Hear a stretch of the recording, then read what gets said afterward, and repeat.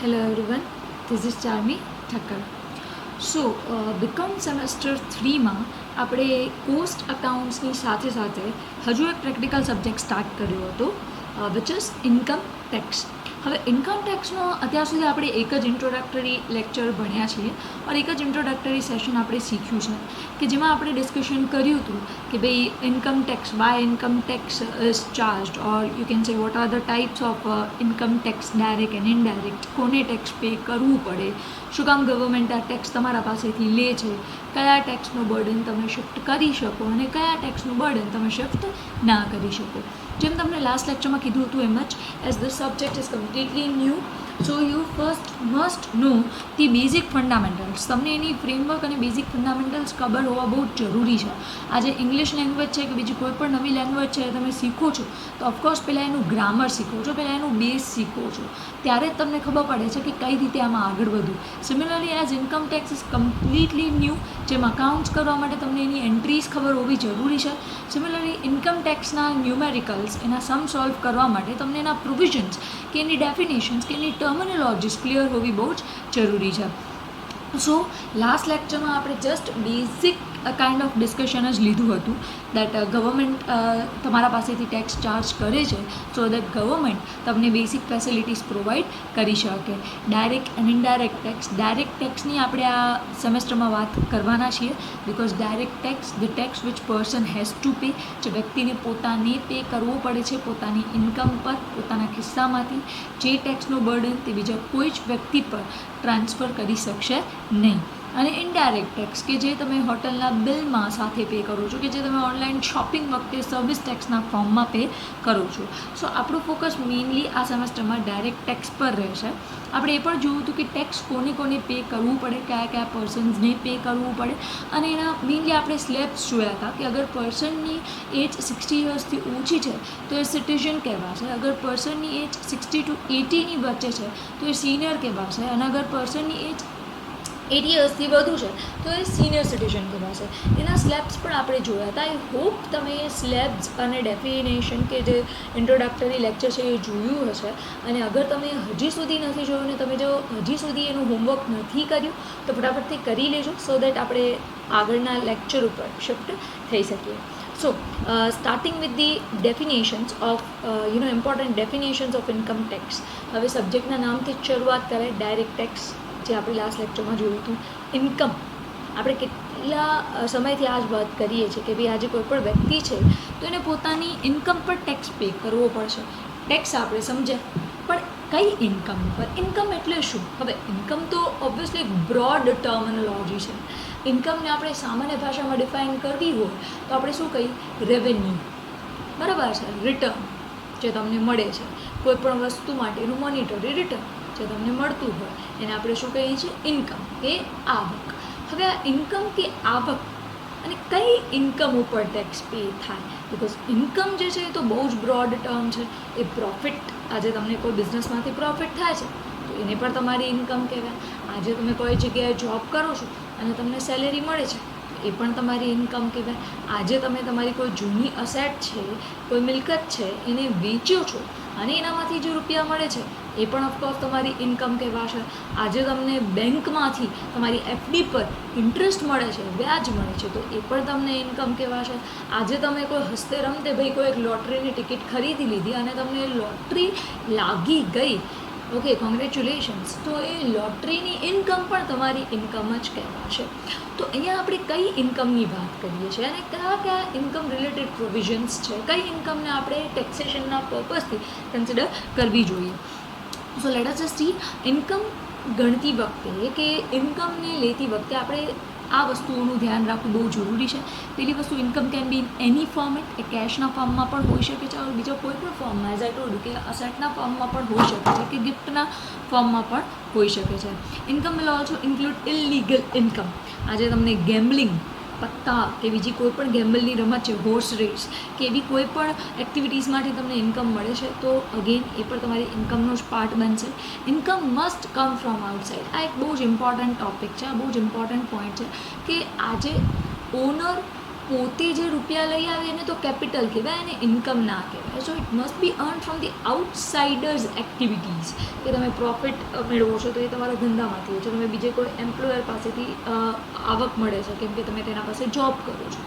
આજે તમે કોઈ અસેટ બીજાને આપો છો, બહારે વેચો તમે તમારી ફર્મની, તો એમાંથી તમને જે ઇન્કમ થશે તો it must be an outsider. એના પછીનું income should be real and not the fictional one. હવામાં કે ઇમેજનરી ના હોવી જોઈએ. Of course it should be on paper. Receipt in lump sum or in instalment does not make any difference. Lump સમનો meaning થશે એક સાથે, ભેગી, એકત્રિત. આજે તમને પેન્શનની અમાઉન્ટ હોય તો એ એક સાથે પણ મળી શકે છે અને ઇન્સ્ટોલમેન્ટમાં પણ મળી શકે છે. તો ઇટ ડિપેન્ડ્સ. તો એ બંને તમારી ઇન્કમનો જ પાર્ટ ગણવામાં આવશે. Yes, you should make difference between capital receipts and revenue receipts. Revenue means day to day એક્ટિવિટીમાંથી તમને જે પણ આવક થાય છે, જે પણ ડિવિડન્ડ મળે છે કે સેલેરી મળે છે, રાઈટ, એ તમારી રેવન્યુ રિસિપ્ટ થઈ જશે. અને કેપિટલ રિસિપ્ટ જે which is big in amount, જે ફ્રિકવન્ટલી નથી થતી. આજે તમે કોઈ અસેટ દરરોજ ઉઠીને તમે અસેટ વેચવા નહીં જાઓ, રાઈટ, તમે after few years you will cell out your asset. તો એ અસેટને સેલ કરવાથી તમને જે અમાઉન્ટ મળશે એ મોટી પણ હશે અને એટલી ફ્રિકવન્ટલી નહીં થાય, ડે ટુ ડે એક્ટિવિટીમાંથી નહીં થાય. તો એને આપણે કહીશું કેપિટલ રિસિપ્ટ. તો અહીંયા ટેક્સેશનના પોઈન્ટ ઓફ વ્યૂથી તમને ખાસ ધ્યાન રાખવાનું છે કે કઈ રિસિપ્ટ રેવન્યુ રિસિપ્ટ છે, ડે ટુ ડે એક્ટિવિટીઝમાંથી મળે છે કેમ કે એ કમ્પ્લીટલી ટેક્સેબલ થશે. અને કઈ જે છે એ કેપિટલ રિસિપ્ટ છે કેમ કે અહીંયા કેપિટલ રિસિપ્ટ એક્ઝેમ થઈ જશે. Okay, income also includes losses. હર વખતે તમને ઇન્કમ થાય એવું પોસિબલ નથી. કોઈક વર્ષે તમને બિઝનેસમાં લોસ પણ થાય તો એ લોસને પણ તમને ઇન્કમની સામે સેટ ઓફ કરવાનું રહેશે. અને last one but not the least one, same income can not be taxed twice. એકને એક ઇન્કમ ઉપર તમે ઓફકોર્સ ડબલ ટેક્સ તો પે કરશો નહીં. સો આ ઇન્કમના એક્ઝામ્પલ કઈ ઇન્કમ હોઈ શકે છે મેં આગળ જ કીધું. એ બિઝનેસનો પ્રોફિટ પણ હોઈ શકે છે, એ તમને ડિવિડન્ડના ફોર્મમાં પણ મળી શકે છે, એ પ્રોવિડન્ટ ફંડના ફોર્મમાં પણ મળી શકે છે, એ કોઈ કમ્પન્સેશન કે અલાવન્સના ફોર્મમાં હોઈ શકે છે, એ ઇન્સ્યોરન્સના પ્રીમિયમના ફોર્મમાં હોઈ શકે છે, એ તમને લોટરીમાંથી કે ક્રોસવર્ડ પઝલમાંથી મળેલી ઇન્કમ પણ હોઈ શકે છે, એ કોઈ પણ પ્રકારની ગિફ્ટ પણ હોઈ શકે છે. તો income can includes all the incomes of revenue and capital nature, જેનું બાયફર્ગેશન આપણે થ્રુ આઉટ ધ સેમેસ્ટર કરવાનું રહેશે, રાઈટ. ઓકે, સો આપણે એ જોયું કે ભાઈ આજે કોઈ પણ પર્સનની ઇન્કમ મળે છે તો એના પોતાની ઇન્કમ ઉપર પોતે જ પોતાના ખિસ્સામાંથી ટેક્સ પે કરવું પડશે. તો ક્વેશ્ચન આવે કે ભાઈ પર્સન એટલે કોણ? શું ખાલી લિવિંગ ઇન્ડિવિડ્યુઅલ્સ કે જીવતા જાતા વ્યક્તિઓને જ આપણે પર્સન કહીએ છીએ? આ ડેફિનેશન આપણે લાસ્ટ લેક્ચરમાં પણ લીધી હતી, but as it is very important આપણે એને ફરીથી એક વખત રિવાઇઝ પણ કરીએ છીએ. સો ટેક્સેશનના પોઈન્ટ ઓફ વ્યૂથી પર્સનમાં કોનો સમાવેશ થશે? પહેલાં તો ઇન્ડિવિડ્યુઅલ પોતે, living person, Charmi Thakkar, Ojas Mehta, Ankit Vaidya. So these are the living persons. એમને પોતાની ઇન્કમ પર પોતાના ખિસ્સામાંથી જાતે ટેક્સ પે કરવું પડશે. હિન્દુ અનડિવાઇડેડ ફેમિલી, ઘણા બધા વર્ષોથી જ્યાં કરતા is the head of the family, બરાબર છે, તો he will be liable to pay the tax. Association of person, AOP, ઘણા બધા વ્યક્તિઓનો સમૂહ જે એક કોમન પર્પઝ માટે ભેગા થયા હોય છે, like Gujarat chambers of commerce. Body of individuals, body of individual mainly પ્રોફિટના પર્પઝથી ભેગા થાય છે અને એસોસિએશન ઓફ પર્સન મેઇનલી એક કોમન પર્પઝ માટે, વેલફેર પર્પઝ માટે ભેગું થતું હોય છે.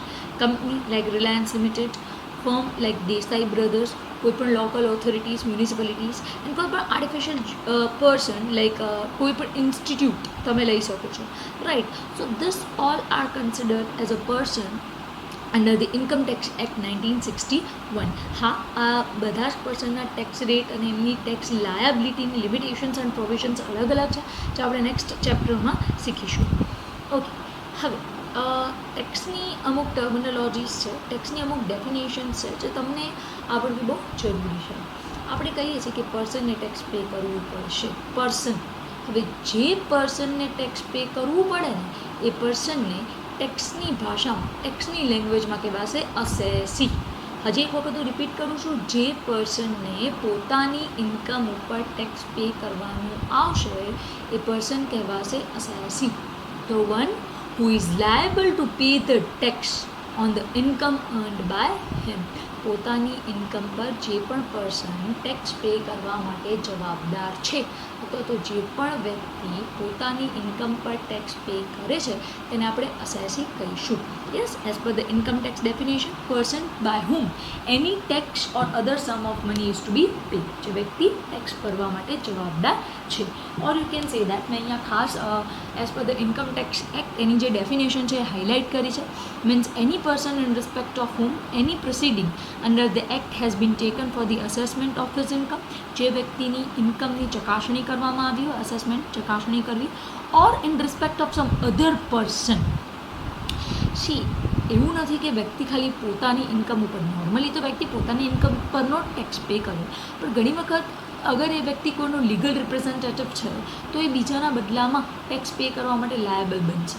ઓકે, સો અહીંયા તમે કહી શકો છો કે assessee can be deem to be assessee also, જે બીજાના બિહાફમાં ટેક્સ પે કરશે, like your legal representative as I told you. And assessee can be default assessee. Default means જે વ્યક્તિ પોતાની ઇન્કમ પર ટેક્સ પે કરવામાં ફેલ જશે એ. સો ઇન સિમ્પલ લેંગ્વેજ, એકદમ સાદી ભાષામાં અગર મને ડિફાઇન કરવું હોય કે અસેસી એટલે કોણ, તો ફરીથી હું રિપીટ કરું છું, અસેસી એટલે એક એવો વ્યક્તિ જેના પર ટેક્સ ભરવાની જવાબદારી છે અથવા તો જેની આવકની ચકાસણી કરવામાં આવે છે ટેક્સ ભરવાના હેતુથી, tax પેમેન્ટના પર્પઝથી.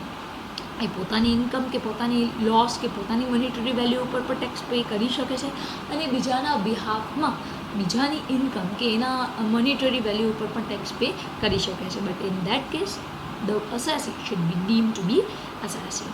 So I hope you are clear with the word assessee itself. Now, next one, gross total income. Next definition. અત્યાર સુધી આપણે કઈ ડેફિનેશન જોઈએ? એક તો આપણે ઇન્કમની ડેફિનેશન જોઈ, સબ્જેક્ટના નામથી જ આપણે શરૂઆત કરેલી, રાઈટ. બીજી ડેફિનેશન આપણે જોઈ કે ભાઈ આજે કોઈ પણ વ્યક્તિ છે તો એ પર્સનમાં કોનો સમાવેશ થશે. બીજા આપણે પર્સનની ડેફિનેશન જોઈ. થર્ડ આપણે જોઈ કે જે વ્યક્તિ ટેક્સ પે કરવા માટે લાયબલ થશે એને આપણે અસેસી તરીકે ઓળખશું. ચોથું કે અસેસી જ્યારે ટેક્સ પે કરવા માટે લાયબલ થશે ત્યારે એની કઈ ઇન્કમનો સમાવેશ કરવામાં આવશે. ટોટલ ઇન્કમમાં મેઇનલી કઈ ઇન્કમનો સમાવેશ થાય છે. So let me tell you this thing. આ જે 5 ઇન્કમ છે, these are the most important heads of income. આપણે થ્રુ આઉટ ધી યર આ 5 હેડને ઇન ડિટેલમાં શીખવાના છે. 2 હેડ આ સેમેસ્ટરમાં અને બાકીના રિમેનિંગ હેડ્સ નેક્સ્ટ સેમેસ્ટરમાં. Very first, income under the head of salary. આજે આપણે એવું લાગે કે સેલેરી એટલે જે હર મહિને ફિક્સ તમને સેલેરીની અમાઉન્ટ મળતી હોય એ, બટ ના, salary is again a wide term. સેલેરીમાં બેઝિક સેલેરીની સાથે સાથે બોનસની અમાઉન્ટ, ગ્રેજ્યુટીની અમાઉન્ટ, પેન્શનની અમાઉન્ટ, અલાવન્સીસની અમાઉન્ટ, પ્રોવિડન્ટ ફંડની અમાઉન્ટ પણ ઇન્વોલ્વ થઈ જાય છે. એનો એક સેપરેટ ચેપ્ટર આ જ સેમેસ્ટરમાં છે, જે આપણે એ ચેપ્ટર સ્ટાર્ટ કરશું ત્યારે જોઈશું. Income from the house properties. આજે તમારા પાસે હાઉસ પ્રોપર્ટી છે અને તમે એનામાં નથી રહેતા, એ ઘરમાં નથી રહેતા અને તમે એને ભાડે આપી દો છો, તો ઓફકોર્સ તમને એના પરથી રેન્ટ મળશે, તો એ રેન્ટ પણ તમારી ઇન્કમનો પાર્ટ ગણાશે. Profit and gain of business or profession. આજે તમે કોઈ પણ કોમર્શિયલ એક્ટિવિટીઝ કરો છો, ગુડ્સનું લે વેચાણ કરો છો, કે અગર તમે કોઈ એડવોકેટ છો કે સીએ છો કે ડૉક્ટર છો, તો ઓફકોર્સ બિઝનેસ કરો છો તો તમને પ્રોફિટ થશે, અને પ્રોફેશન છે તો પણ તમને એમાંથી ફીઝની ઇન્કમ થશે, તો એ પણ તમારી ટોટલ ઇન્કમનો પાર્ટ થશે. Capital gain. આજે તમે તમારી કોઈ પણ અસેટ વેચી ને એનામાંથી તમને જે પણ પ્રોફિટ કે નફો થાય છે, અહીંયા આપણે રિયલ એસ્ટેટની વાત કરીએ છીએ અને ફિનાન્શિયલ અસેટ્સ લાઇક શેર્સને વેચીને, ડિબેન્ચર્સને વેચીને જે પણ ઇન્કમ થાય છે એની પણ વાત કરીએ છીએ. અને last one, income from the other sources. Salary, house property, profit and gain and capital gain સિવાયની બધી જ ઇન્કમનો સમાવેશ ઇન્કમ ફ્રોમ અધર સોર્સિસમાં થશે. લાઇક ડિવિડન્ડ ઇન્કમ છે, ઇન્ટરેસ્ટ ઇન્કમ છે, ગિફ્ટમાંથી થયેલી ઇન્કમ છે, રાઈટ. સો આ બધી જ વસ્તુઓનો સમાવેશ તમારી ઇન્કમ ફ્રોમ અધર સોર્સિસમાં થશે. અને આ 5 હેડમાંથી મળેલી ઇન્કમના ટોટલને, મીન્સ સેલેરીમાંથી જેટલી અમાઉન્ટ મળી, હાઉસ રેન્ટલમાંથી જેટલું રેન્ટ મળ્યું એ, બિઝનેસમાંથી જેટલું પ્રોફિટ થયું હોય, જેટલું કેપિટલ ગેઇન થયું હોય, અને અધર સોર્સિસમાંથી આ 5 હેડમાંથી મળેલી ઇન્કમના ટોટલને આપણે કહીશું ગ્રોસ ટોટલ ઇન્કમ, રાઈટ. એવું જરૂરી નથી કે આ 5 હેડમાંથી ઇન્કમ થવી જરૂરી જ કમ્પલસરી છે, એવું નથી. આ 5 હેડમાંથી જે હેડમાંથી આપણે ઇન્કમ થઈ હશે, જ્યાંથી પણ આપણે ઇન્કમ થઈ હશે, આપણે એનો ટોટલ કરીશું, જેને આપણે કહીશું gross total income. I hope you are clear, because આપણે એને ગ્રોસ ટોટલ ઇન્કમ એટલે કીધું છે કેમ કે હજી એનામાંથી અમુક વસ્તુઓ બાદ કરવાની છે, અમુક કપાતો, અમુક ડિડક્શન્સ એપ્લાય કરવાના છે. So next one is the question is કે ભાઈ કયા યરમાં તમારે આ પે કરવું પડે, ટેક્સ પે કરવું પડે, અથવા તો કયા યરની ઇન્કમ ઉપર તમને આ ટેક્સ પે કરવું પડે. સો જે યરની ઇન્કમ પર આપણે ટેક્સ પે કરી એને આપણે કહીશું previous year. Yes, once again, જે યરની ઇન્કમ પર આપણે અથવા તો જે યરમાં એકચ્યુઅલમાં ઇન્કમ થઈ છે એ યરને આપણે કહીશું પ્રીવિયસ યર, પાછળનું વર્ષ, જે નોર્મલી તમારું એપ્રિલમાં સ્ટાર્ટ થશે અને માર્ચમાં ખતમ થશે. It always start from the 1st April to ending on 31st March. અત્યારે 2020 ચાલે છે તો આપણા માટે પ્રીવિયસ યર કયું થઈ જશે? 19-20, 2019 to 20, means 1st April 2019 to 31st March 2020. once again, 1st April 2019 to 31st March 2020 બની જશે તમારું પ્રીવિયસ યર, જે યરની બધી જ ઇન્કમનો આપણે ટોટલ કરશું, જેના ઉપર આપણે હવે નેક્સ્ટ યરમાં ટેક્સ પે કરશું. So the previous year is the year in which income is earned, અને જે યરની ઇન્કમ પર એકચ્યુઅલી ટેક્સ પે કરવામાં આવે છે. ઓકે, સો ફાઇનલી તમે કઈ રીતે એક સ્ટેટમેન્ટ બનાવશો?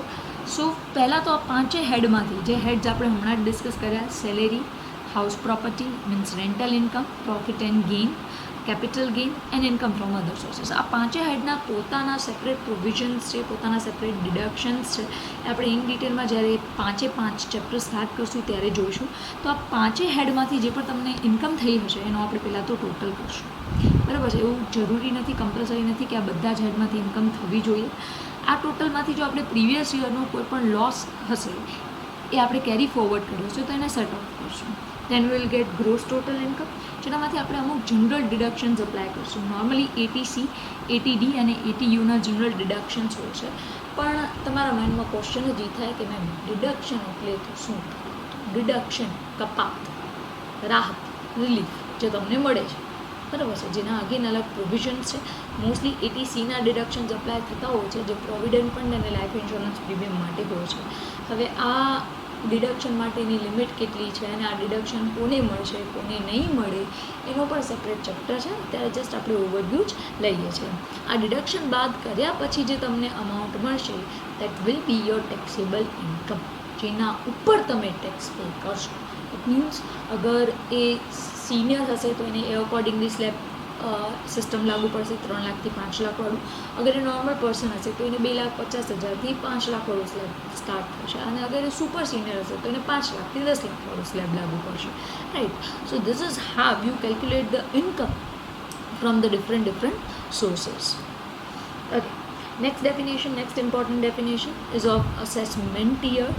જે યરમાં ટેક્સ પે થાય છે, યુ કેન સે દેટ, અથવા તો જે યરમાં તમે ઇન્કમની ચકાસણી કરશો, જે યરમાં પ્રીવિયસ યરની ઇન્કમ પરનો ટેક્સ પે થાય એને કહેવાશે અસેસમેન્ટ યર. રાઈટ? જેમ કે પ્રીવિયસ યર હતો 19-20, તો અસેસમેન્ટ યર કયો બની જશે? 20-21. ઇટ મીન્સ 2020-21માં તમે 2019 એન્ડ 20ની ઇન્કમનો ટેક્સ પે કરશો. રાઈટ? જે યરમાં એકચ્યુઅલમાં ટેક્સ પે થશે અથવા તો જે યરમાં પ્રીવિયસ યરની ઇન્કમનો ટેક્સ પે થશે તેને આપણે કહીશું assessment year. Again assessment year જે છે એ તમારો અકાઉન્ટિંગ યર અથવા તો ફિનાન્શિયલ યર કહી શકો છો, જે યુ કેન સે ટેક્સ યર, કેમ કે આ યરમાં તમે ટેક્સ પે કરો છો એ 1st એપ્રિલના સ્ટાર્ટ થશે અને 31st માર્ચના એન્ડ થશે. Once again I am repeating, 2020-21 assessment year છે. આ યરમાં આપણે ટેક્સ પે કરશું કયા યરની ઇન્કમ ઉપર? 19-20ની ઇન્કમ ઉપર. અગર 2019-20 2019-20 અસેસમેન્ટ યર છે, તેનું પાછળનું વર્ષ કયું થઈ જશે? 18-19. Likewise. Okay. Next definition is agricultural income, small concept. A start કરતાં પહેલાં હું વન્સ અગેન રિપીટ કરી દઉં છું કે આપણે કઈ ઇમ્પોર્ટન્ટ ડેફિનેશન કરી છે અત્યાર સુધી. ડાયરેક્ટ ટેક્સ કોને કહેવાય, ઇનડાયરેક્ટ ટેક્સ કોને કહેવાય, ઇન્કમ કોને કહેવાય, પર્સન કોને કહેવાશે, અસેસમેન્ટ યર કોને કહેવાય, પ્રીવિયસ યર કોને કહેવાય, અસેસી કોને કહેવાય, તો પછી આ બધી જ ઇમ્પોર્ટન્ટ ડેફિનેશન્સ ન્યુમેરિકલ્સ કે પ્રેક્ટિકલ સ્ટાર્ટ કરતાં પહેલાં આવી બહુ જરૂરી છે. નોર્મલી બીજી જગ્યાએ શું કરાવતા હોય છે કે આ બધી પોર્શન સ્કીપ કરાવી દે અને ડાયરેક્ટ સમ સ્ટાર્ટ કરાવી દે છે. But I believe that first we should learn this theory, we should know the basic concepts, then only we can switch to the theoretical portion. So next, small theoretical concept, again important one from the examination point of view. આ question ઘણી જ વખત university એક્ઝામમાં short નોટના ફોર્મમાં પણ પૂછાઈ ગયેલો છે. એગ્રીકલ્ચરલ ઇન્કમ, કે આજે તમે જુઓ છો India majority of population is associated in agricultural activities. આજે એગ્રીકલ્ચરલ એક્ટિવિટીઝમાં ઇન્ડિયાનો લાર્જ પોર્શન એસોસિએટ થયેલો છે. સો આ એગ્રીકલ્ચરલ ઇન્કમની ટેક્સેશન પર કે ટેક્સેશનની એગ્રીકલ્ચરલ ઇન્કમ પર શું ઇમ્પેક્ટ આવે, તો પહેલાં તો તમને જણાવી દઉં that in India Indian agricultural income is completely exempted means કર મુક્ત છે. ભારતમાં જ ભારતની ખેતીમાંથી થયેલી આવક પર કોઈ જ જાતનો ટેક્સ લાગુ પડતો નથી. Is completely exempted. બટ આ એક્ઝેમ્પશન માટે અમુક કન્ડિશન્સ ફૂલફિલ થવી જરૂરી છે, અમુક પ્રોવિઝન્સ ફૂલફિલ થવા જરૂરી છે. જેમ કે વેરી ફર્સ્ટ, આ ઇન્કમ કયા ફોર્મમાં હોવી જોઈએ. તો it can be in form of rent or revenue derived from the land, કે એગ્રીકલ્ચરલ લેન્ડને તમે ભાડે આપી દીધી છે તો એનામાંથી તમને જે બી રેન્ટ મળ્યું હશે એ બાદ થઈ જશે. Any income derived from such land by agricultural or processing of agricultural produce. એ લેન્ડને એગ્રીકલ્ચરલ લેન્ડને તમે ભાડે નથી આપી અને એના ઉપર તમે કોઈ પણ ખેતીવાડીની એક્ટિવિટી કરો છો, એગ્રીકલ્ચર એક્ટિવિટી કરો છો, ક્યાંય પણ પ્રોડ્યુસ કરો છો અને એને વેચીને તમને જે પણ ઇન્કમ થશે એ. અને એની ઇન્કમ ફ્રોમ ફાર્મ બિલ્ડિંગ, અગર તમે એ એગ્રીકલ્ચરલ લેન્ડ ઉપર આજે કોઈ ફાર્મ હાઉસ બનાવ્યું છે જેમાં તમે એને સ્ટોર હાઉસ તરીકે યુઝ કરો છો, તો એ ઇન્કમ પણ તમારી એગ્રીકલ્ચરલ ઇન્કમ કહેવાશે.